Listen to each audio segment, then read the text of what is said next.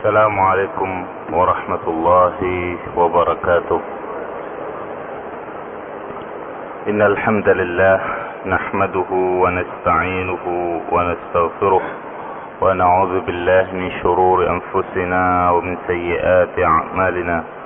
من يهده الله فلا مضل له ومن يضلله فلا هادي له.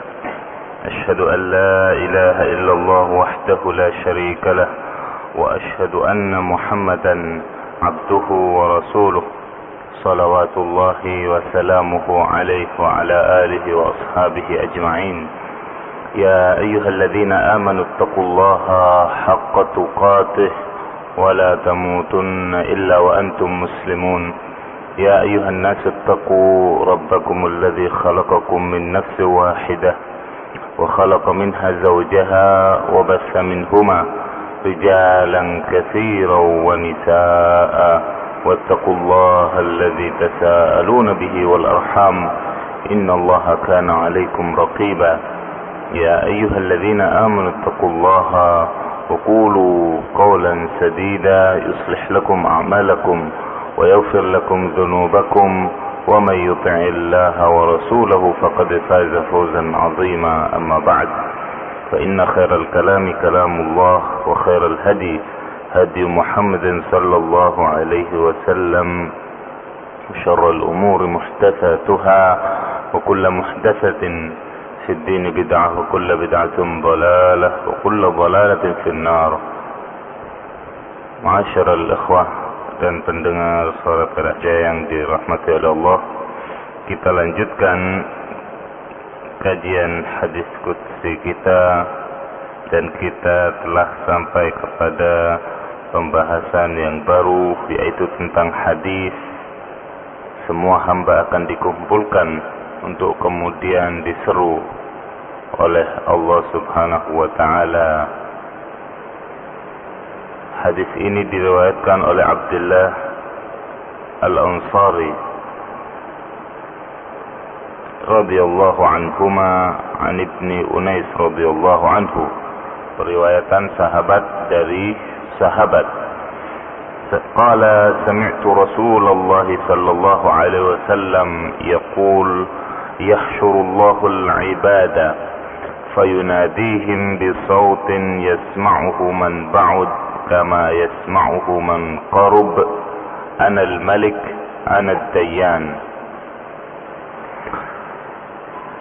Diriwayatkan bahwasanya Rasulullah sallallahu alaihi wasallam bersabda, Allah akan mengumpulkan seluruh hambanya, lalu Allah menyeru kepada mereka dengan suara yang bisa didengar oleh orang yang sangat jauh posisinya, sebagaimana suara yang didengar oleh orang yang amat dekat posisinya.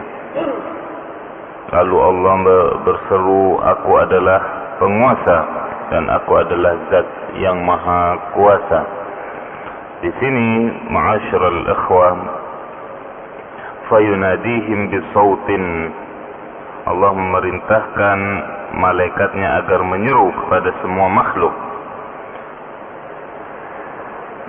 Dalam penafsiran fayunadihim bisautin, yaitu lalu mereka diseru dengan suara. Ada yang mengembalikan penyeru di sini kepada Allah Subhanahu wa taala sendiri, dan tentunya suara Al-Khaliq, suara pencipta Allah Subhanahu wa taala berbeda dengan suara makhluk. Akan tetapi ada pula yang menafsirkan maka Allah memerintahkan malaikatnya, salah satu malaikatnya untuk menyeru mereka yang ada di padang mahsyar saat itu. Terlepas dari keduanya, maka yang penting di sini bahwasanya kita tidak boleh menyamakan antara suara Sang Khalik Allah Subhanahu wa taala dengan suara al-makhluk dari makhluknya.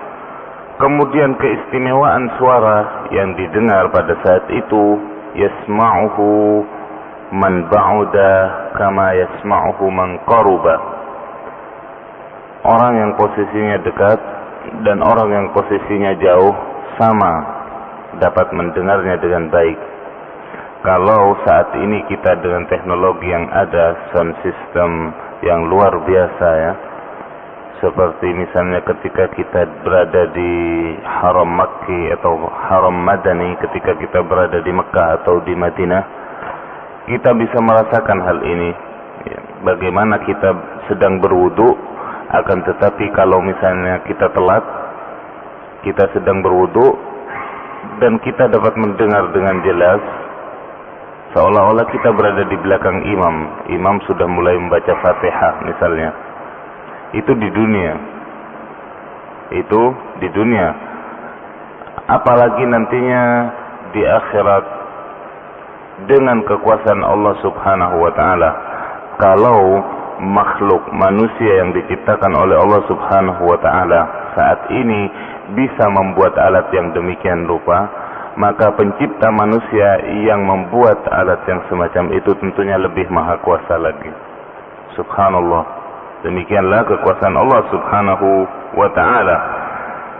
Untuk itu ya, di sini ikhwan fillah azzakumullah dikatakan kalau pada zamannya Al-Qastalani, ini sesuatu yang luar biasa dan mungkin tidak ada bayangannya, tapi di masa kita saat ini sudah ada lebih dekat bayangannya, dalam artian ada contoh kecilnya, maka justru ini lebih menambah dan memupuk iman kita terhadap apa yang dikabarkan oleh Rasulullah sallallahu alaihi wasallam tentang kejadian nantinya di padang mahsyar. Kemudian di saat itulah Allah Subhanahu wa taala Al-Jabbar, yang maha perkasa, yang maha sombong, dan memang layak bagi Allah Subhanahu wa ta'ala untuk sombong. Allah Subhanahu wa ta'ala akan berseru dengan seruan yang menunjukkan kemahakuasaannya. Anal Malik, Anad Dayyan. Akulah penguasa dan akulah yang maha kuasa. Di sini Allah Subhanahu wa ta'ala menyatakan dua sifatnya dan ingin menjelaskan bahwasanya saat inilah aku yang maha kuasa untuk menghisap kalian, untuk menghisap amal kalian. Tidak ada satu amal kecil pun dari kalian yang tidak terdeteksi oleh kekuasaanku. Allah Subhanahu wa ta'ala dikatakan dalam riwayat yang lain bahwasanya juga Allah akan menantang aina mulukud dunya, di manakah raja-raja di dunia tadinya, di manakah raja-raja yang zalim, yang merasa paling berkuasa di muka bumi, mana sekarang? Ini adalah bentuk tantangan Allah Subhanahu wa ta'ala di saat seluruh manusia yang tadinya di dunia berkuasa ataupun tidak merasa kecil dengan dirinya. Di saat itulah para pembesar di dunia akan menundukkan pandangannya, akan menunjukkan kehinaannya, karena mereka sudah tidak mempunyai apa-apa lagi.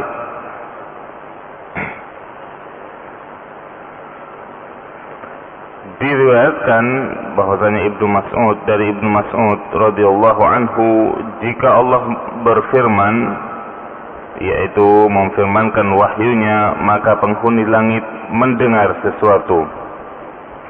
Penghuni langit maksudnya mendengar bunyi dering semacam bunyi rantai yang digesekkan atau batu besar. Lalu mereka akan jatuh tidak sadarkan diri, sebagaimana pernah kita lalui hadis ini, bagaimana para malaikat sampai ada yang pingsan ketika mendengar Allah Subhanahu wa ta'ala berfirman, tidak marah, tidak murka. Bagaimana ketika Allah Subhanahu wa ta'ala murka, dan bagaimana kita manusia yang kecil, malaikat saja yang diciptakan oleh Allah dari sesuatu yang istimewa, kemudian juga diberi kedudukan yang istimewa, ketakutan kepada Allah Subhanahu, begitu takutnya kepada Allah Subhanahu wa taala. Di saat Allah Subhanahu wa taala tidak murka saja mereka pingsan. Lalu bagaimana dengan kita? Sallallahu alaihi wal afiyah.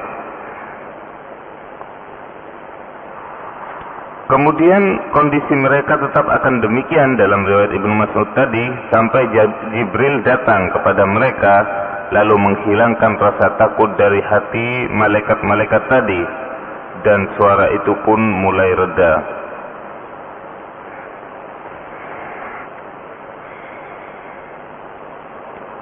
Kemudian hadis berikutnya masih juga berkenaan dengan kejadian-kejadian pada hari kiamat, yaitu tentang seruan yang akan dikatakan kepada Nabi Adam alaihissalam pada hari kiamat, keluarkanlah sejumlah anak keturunanmu dari neraka. An Abi Sa'id al-Khudri radhiyallahu anhu qala an-nabiy sallallahu alaihi wasallam يقول الله عز وجل يوم القيامة يا آدم يقول لبيك ربنا وسعديك فينادى بصوت إن الله يأمرك أن تخرج من ذريتك بعثا إلى النار قال ربي وما بعث النار قال من كل 1000 أراه قال 999 فحينئذ تضع الحامل حملها ويشيب الوليد وترى الناس سكارى وما هم بسكارى ولكن عذاب الله الشديد فشق ذلك على الناس حتى تغيرت وجوههم فقال النبي صلى الله عليه وسلم من يأجوج ومأجوج 999 ومنكم واحد ثم أنتم في الناس كالشعرة السوداء في جنب الثور الأبيض أو كالشعرة البيضاء في جنب الثور الأسود وإني لأرجو أن تكونوا ربع أهل الجنة فكبرنا ثم ثلث أهل الجنة فكبرنا ثم شطر أهل الجنة فكبرنا وقال أبو أسامة عن الأعمش ترى الناس سكارى وما هم بسكارى وقال من كل 1999. Diriwayatkan dari sahabat yang mulia Abu Sa'id al-Khudri radhiyallahu anhu bahwasanya Rasulullah sallallahu alaihi wasallam bersabda,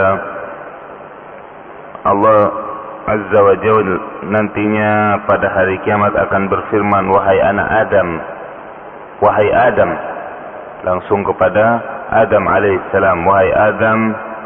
Kemudian Nabi Adam menjawab, aku penuhi panggilanmu ya Rabb, dan aku siap mentaati perintahmu.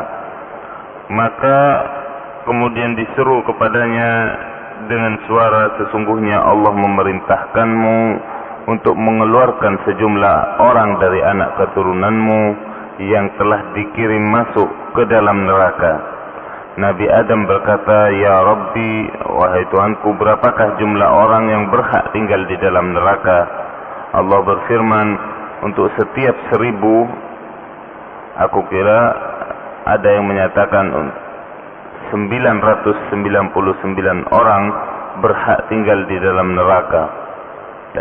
Dari sekumpulan orang yang masuk neraka itu, yang berhak diangkis dari setiap 1000 orang itu hanya 1. Sedangkan yang 999 itu tetap berhak tinggal di neraka. Seketika itu juga mendengar berita yang demikian, maka wanita yang hamil akan melahirkan kandungannya. Bayi yang baru lahir langsung akan menjadi beruban karena begitu terkejutnya dan rasa ketakutan yang luar biasa yang mereka alami. Dan kamu akan melihat manusia dalam keadaan mabuk, padahal sebenarnya mereka tidak sedang mabuk. Akan tetapi karena azab Allah yang sangat dahsyat, azab tersebut benar-benar membuat manusia merasa berat, sampai-sampai roman muka mereka berubah Lalu Nabi sallallahu alaihi wasallam bersabda, orang yang menghuni neraka dari kalangan Ya'juj dan Ma'juj berjumlah 999, sedangkan dari kalangan kalian yaitu manusia hanya seorang saja. Jadi 1:999. Kemudian perbandingan jumlah kalian dengan seluruh manusia ibarat bulu warna hitam di perut lembu yang berwarna putih.